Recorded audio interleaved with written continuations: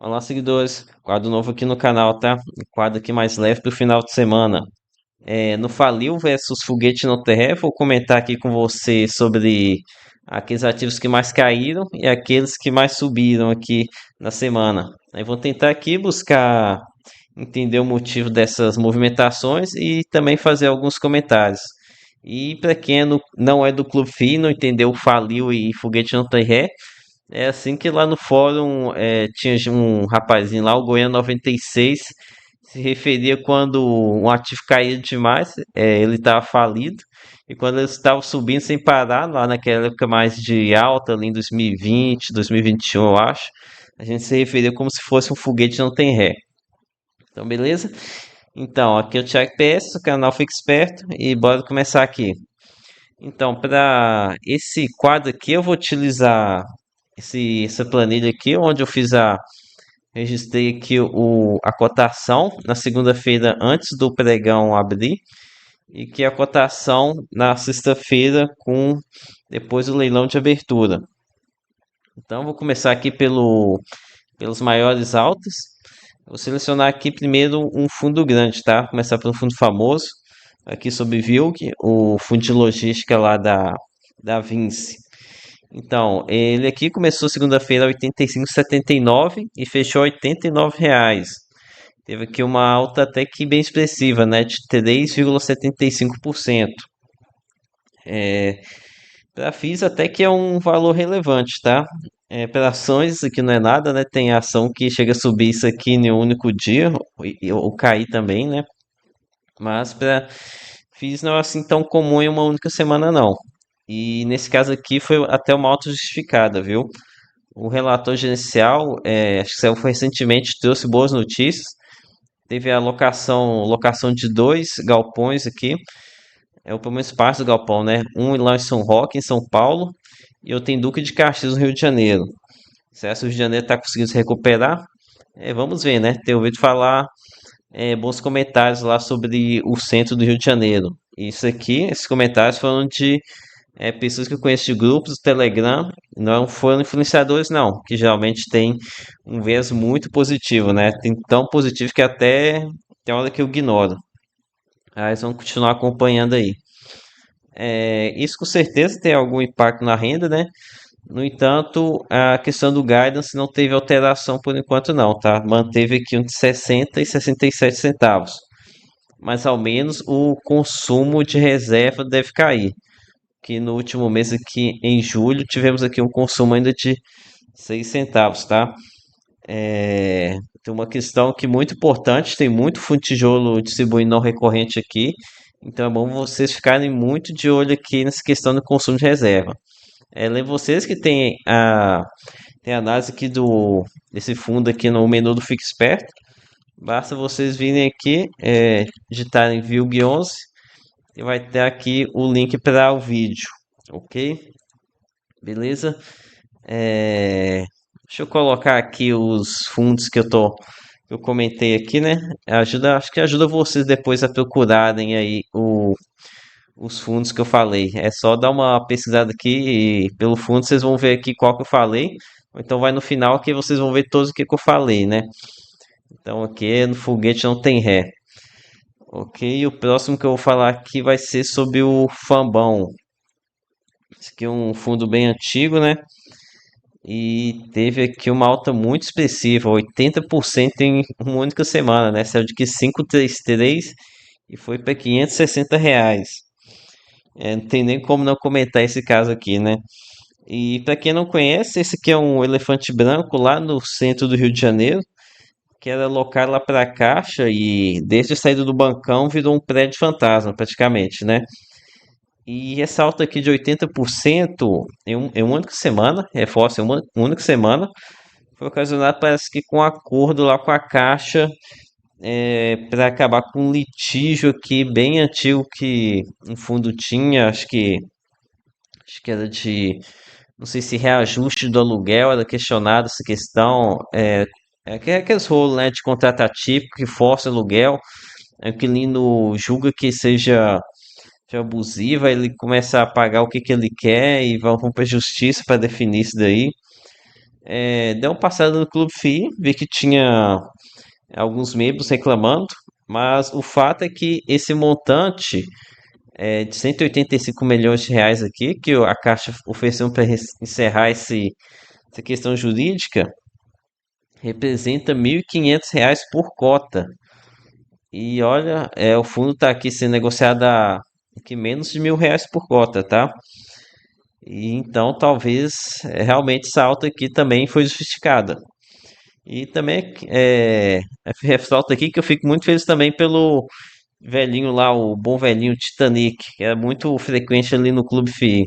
Torço muito que ele se dê bem. Ele era um participante lá do fórum, ele tinha muita concentração nesse aqui no Fambão, no Banco do Brasil, lá naquele imóvel também. E ele acabou se dando muito mal. E vamos ver, tomara que ele consiga recuperar a parte aqui com essa alta.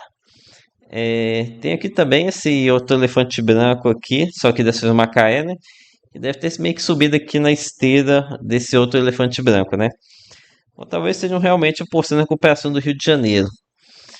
Ok, agora eu vou começar a dar uma passada aqui também pelas maiores quedas, que foram muito mais numerosas, né? Bem mais numerosas do que as altas aqui, ó. É bem mais alto. Isso aqui, ó, em verdinho claro aqui, foi de queda entre um e menos 1% a menos 2%, né? Aqui em azulzinho mais escuro, entre 2 e 3%. E uma queda acima de 3% aqui são aqueles que tiveram uma queda acima de 6%. Então, o primeiro aqui, o que mais caiu na última semana, foi o hedge fund do Vampirão, né? Do Pocente. Aqui provavelmente foi questão de liquidez, tá? Que voltou para patamares mais próximos à realidade. Agora, inclusive, esse cotação aqui 9,47 tá ali bem próximo do VP. Então, agora aquele valor que estava ali é completamente sem noção, né? Agora tem um pouquinho mais uma cotação que faz um pouco mais sentido. Mas então pegar um aqui que tem mais liquidez, mais relevante, mas faz mais sentido a queda. Tem aqui o Fundo de Logística da RBR, né? Com uma queda de mais de 4,50%, 4,55%. E tentei aqui buscar quais que foram as causas dessa queda tão relevante aqui. E passei aqui no rendimento, nada, manteve o mesmo rendimento. Também não vi nada de negativo no relatório gerencial, muito pelo contrário. Saiu aqui uma notícia de uma venda aqui. Tem uma venda aqui que eles anunciaram bem recentemente. E como você deve imaginar, uma venda de imóvel deve dar uma animada no rendimento em breve, né? E a única explicação que eu cheguei aqui, que eu consigo imaginar, tem a ver com o fato da Datacom ter sido nessa terça e a cotação deve ter caído desde então, em como causa aquela coisa, né? Vai a DataX e vai começando a dar uma derretida. Deixa eu dar uma conferida aqui com vocês nessa cotação. Realmente acho que foi aqui depois da terça-feira. Não, aqui. Acho que antes mesmo da Datacom já estava dando uma derretida aqui, tá? E talvez tenha a ver com rendimento não recorrente. Acho que não, tá? De qualquer forma, tem vídeo dele aqui também no canal, tá? É só pesquisar aqui RBRL, tá aqui. Só clicar no link vocês já acessam o vídeo sobre o fundo. Mas se for realmente uma reação a DataX, tá um movimento bem exagerado aqui, tá? Tanto é dar uma pesquisada ali nos outros fundos de Datacom no quinto dia útil e não vi nada parecido assim não. Então vou colocar aqui no Falil aqui o RBRL. Então, outro aqui que me chamou a atenção foi o BBFI. Aqui parece que tem uma migração entre elefantes brancos, né? O pessoal parece ter saído desse aqui para aproveitar lá no Fambão. Então, outro aqui que tem bastante relevância também, o Kivinho, né? O Kivo, ele caiu bastante, também aqui mais de 3%, 3,46%. Não teve nada de relevante nele, não que eu saiba, tá? E temos aqui um caso que começa a ficar bem interessante, viu? No último mês eles distribuíram 95 centavos, mas é bem comum eles distribuírem aqui R$ 1 por cota. E se a gente for fazer uma simulação aqui de R$ 1 por cota, já teríamos um rendimento de 1,5 ao mês, tá? E claro, trata-se aqui de um fundo ultra high yield, então é bom vocês tomarem cuidado, tem que ter o estômago. Inclusive, acho que tem algumas operações lá que já estão um pouquinho problemáticas, tá? Acho que não são tão representativas assim, não. Tem vídeo dele aqui no canal. Depois é uma passada lá no menu para vocês verificarem aqui que eu acho desse fundo. Mas tem aqui um ponto muito que eu achei muito promissor nele, é que ele parece que aprendeu com o erro dos demais fundos high yield, que no caso está super concentrado. Aí eu tava uma coisa que eu gostei bastante aqui no Kivinho, foi que mesmo ele sendo um fundo pequeno, já está com uma diversificação que eu considero até que adequada. E que esse é um erro muito comum entre os fundos high yield que a gente tem no mercado hoje em dia. Então, outro que eu observei aqui também, quero comentar com vocês, é o CRAA. Esse aqui também estava muito na cara de que ia cair. Um inscrito, inclusive, me comentou, me explicou que o último rendimento explosivo que eles tiveram, acho que foi de 1,60 e poucos, foi para deixar o VP do fundo a R$ 100 novamente. Deixa eu dar uma passada aqui. Tá 105, deve cair para R$ 100 agora aqui no próximo mês, agora em julho. Então, é, então observe, né? O VP vai para R$ 100 e o fundo está aqui sendo negociado a 110,25. Então estamos aqui falando de um acho de 10% no fundo de papel. Isso porque caiu aqui mais de 3% já, né? Então, para vocês verem, tomar cuidado com essa coisa aí de ficar pagando muito ágil em fundo de papel, tá? Muito perigoso. Vamos lá pesquisar mais os maiorzinhos aqui.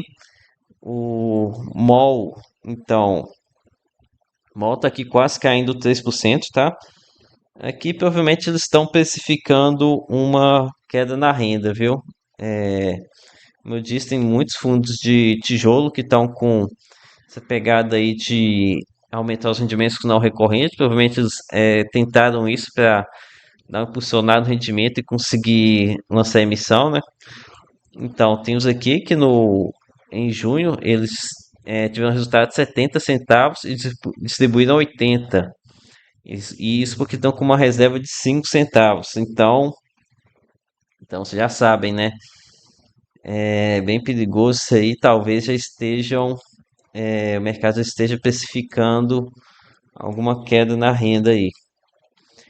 Ok, e para fechar aqui, vou comentar também sobre o fundo Habitat. E olha, essa queda aqui de mais de 2,5% foi merecida, tá? Com os rendimentos que o fundo vem distribuindo aqui na casa de R$ 1, para mim tá mais que merecida essa queda aqui. R$ 1 aqui por cota tá muito abaixo do que eu esperava para um fundo do nível de risco dele. Mas essa questão de analisar se é uma barganha ou uma cilada, aí por enquanto vou deixar no fim, no vídeo de domingo, né? Barganhas versus cilada. Aqui nesse vídeo do Faliu versus Foguete não tem ré, eu procuro mais analisar o passado, né? Do que aconteceu na última semana. Aí já no vídeo de barganhas eu vou tentar fazer previsões, né? Daqueles que vão ter um desempenho melhor ou maior. Porque aqui pode ser que o fundo caiu bastante e tenha começado a ficar interessante. Ou talvez não, né? Então foi isso, galera. Um vídeo piloto aqui. Vou tentar melhorar ela aqui ainda, tentar mais. Não sei. Acho que falei aqui muito de fundos pequenos. Acho que a galera prefere que fale de fundos maiores. Vou tentar a dar um ajuste nisso aqui até a próxima semana, beleza? Então foi isso. Lembro que aqui nada é recomendação e até a próxima. Valeu!